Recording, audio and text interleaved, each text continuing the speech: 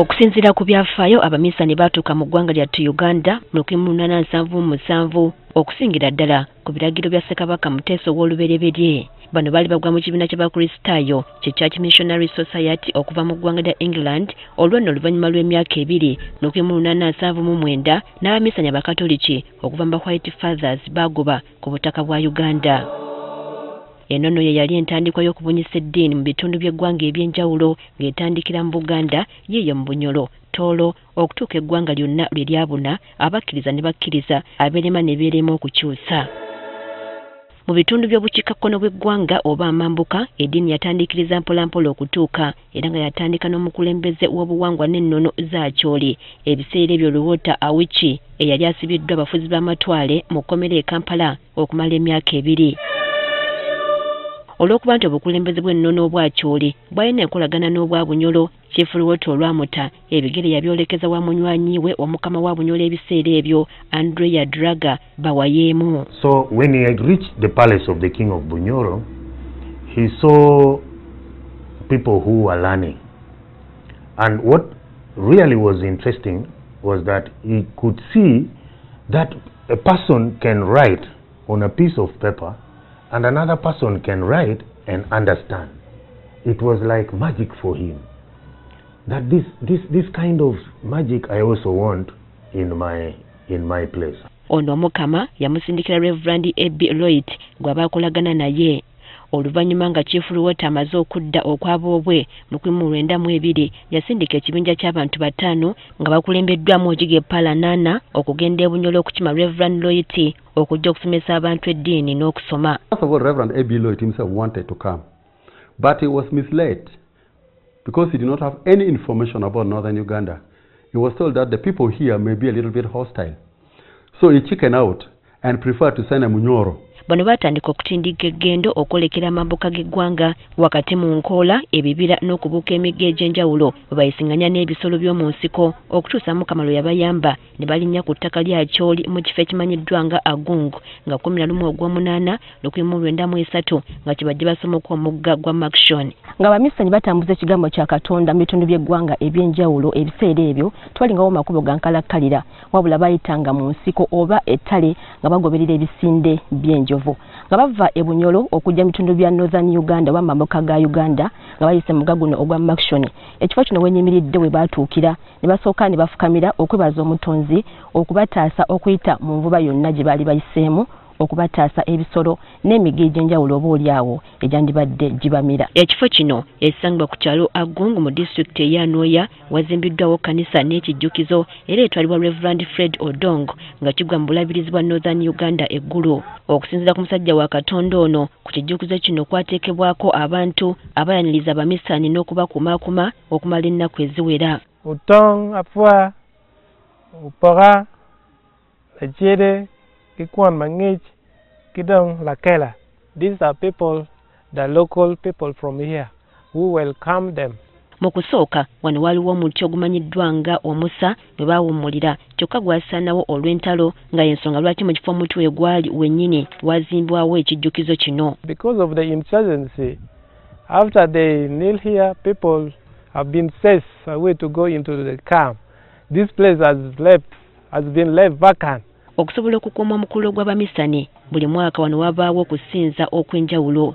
Kyokka mu kaseera kano bali banoonyaawo okulaga awali wagenda okubawa omwaganya okusaasaanya enjiri mu bitundu eby'enjawulo. Kyokka ekyennaku yali alina okubayamba Chief Luwota yali akyali mu mbiranye n'abakulembeze b'amatwale nga bamuzizzaayo n'emukkomera. And he was arrested and taken all the way to Nimule, the current border between Uganda and South Sudan. He was imprisoned there. So the Reverend took the initiative and followed him up to there. Unfortunately, they were also detained for some time. Akaseera ako waliwo Diocese of Uganda ng'ekulirwa Bishop eyasooka Bishop Taka era ne bamusaba ajje abeegatteko okubunyisa enjiri. Taka accepted and left the place and came and reached the same place called Agung. That was actually in April 29, 1904. When they reached that place, they moved to the strategic place called Keo. And in June, they established the mission station there. Then in November, they started the teaching. Ekifo kino wenyimiridde ekimanyiddwa nga Musalaba abamisani nga bavudde Bunyoro okujja mu bitundu bya Northern Uganda we basimba amakanda okumanyisa ekigambo kya Katonda ekyali kibaleese. Ekyengizo ku kyo nti mu kusooka walingawo laddu ezakubanga ne zitta n'abantu wabula nga bamaze okutuuka bingi ebyakyuka wadde laddu zasigala nga zikuba abantu tebaafanga.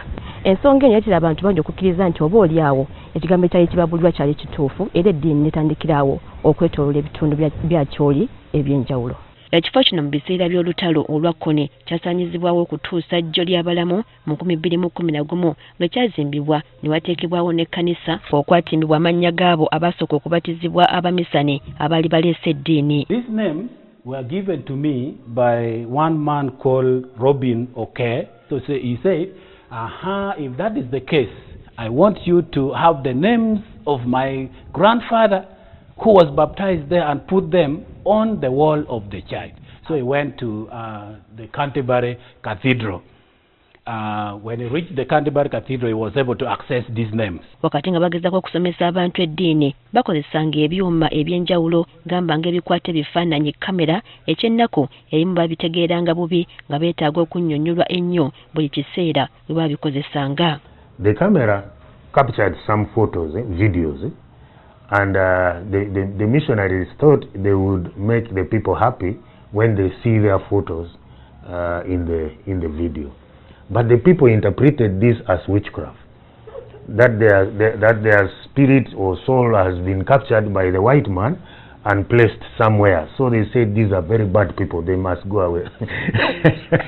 Banira basanga obuzibu okunnyonnyola abantu olw'obukubagano wakati w'enzikiriza y'ekinnansi n'eyo yali ereeteddwa eya Kristo. Ekyasinga okumala eggobe mu kibya obuweereza ne butuuka n'okusirika be bafuzi b'amatwale nga bakulembeddwamu John Smith abaazimba ekitebe kyabwe mu kifo kyennyini n'abamisani we baali batadde ekyabwe era ebitebe bino byombi ne bigattibwa. Kino kyaleetera abantu okwekengera ekigendererwa kino anti bali balozezza ku nfuga embi ey'abazungu abawalabu abaali babakozesa mu buddu n'abajaasi b'omu Misiri Emily Pasha abaali babaliisa akakanja. The merging of these two stations by the colonialists and the missionaries, because the two reverends who were there also started collecting tax.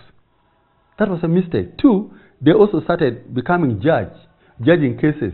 Oluvannyuma lw'akasiriikiriro kano akaatwala ebbanga (1913) waliwo ekibinja ky'abamisani abalala ekyajja nga kikulembeddwa mu Reverend A.B. Fisher era wano kanisa ez'enjawulo zaatandika okumerukawo abantu batandika okusomesebwa eddiini n'okubatizibwa nga nekyasinga okubayamba okuyingira mu mitima gy'abantu kwe kutandika essomero liggulu high school eryatandika okusomesa abantu n'okubayigiriza ebitone eby'enjawulo. 1913, and it was opened by the district commissioner by that time called Mr. P.T. Annington, who opened it around 3 p.m. and people jubilated, a vote of thanks was moved, and the students who were there played acrobatic, and people were excited. That one attracted many people. So through education, mission work became easier. Enono ye yali ensibuko olwo nno obulabirizi obulala ne bugenda nga butondebwawo mpolampola kanisa ez'enjawulo ne zizimbibwa wamma eddiini n'etinta. Kyokka newankubadde kanisa etambula okusomozebwa kukyaliwo naddala okusomesa abantu Bayibuli okugitegeera obulungi n'okugitaputa era batambuza obulamu bwabwe mu mbeera eya bulijjo nga ne Katonda tebamusudde miguluka. The missionaries concentrated on teaching people about heaven, salvation and heaven. I agree with it, I believe it. But on the other hand, we are still here.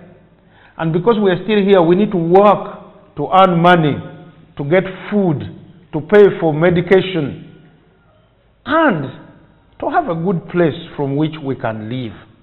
That does not come by name and claim it like I hear out. Wadde guli gutyo abantu bakatonda bano tebannakoowa bagamba nti balwana masajja okusigala nga bakyusa emmeeme z'abantu nga bayita mu kusinza n'okusaba. We do evangelism. There are crusades we do. The Sunday service. Preachings are done on Sunday services. We use radio FM stations a lot. Every morning there is devotion. Newankubadde omuwendo gw'abakristaayo mu bitundu by'omumambuka tegumanyiddwa bulungi, abakkiriza mu Kristo Yesu bakola ebitundu 82 ku buli 100 nga ku baana bakatoliki 59 ku buli 100, abakristaayo ebitundu 25 ku buli 100 n'abalala ne baddirira. Olw'okubanga ab'omumambuka be bali mu mitambo gy'okuteekateeka Namugongo w'omwaka guno, olunaku olw'enkya tugenda kulaba engeri gye beeteeseteeseemu okufuula omukolo guno ogw'ekitiibwa. Priska Namulema agafeeyo ku Spark TV.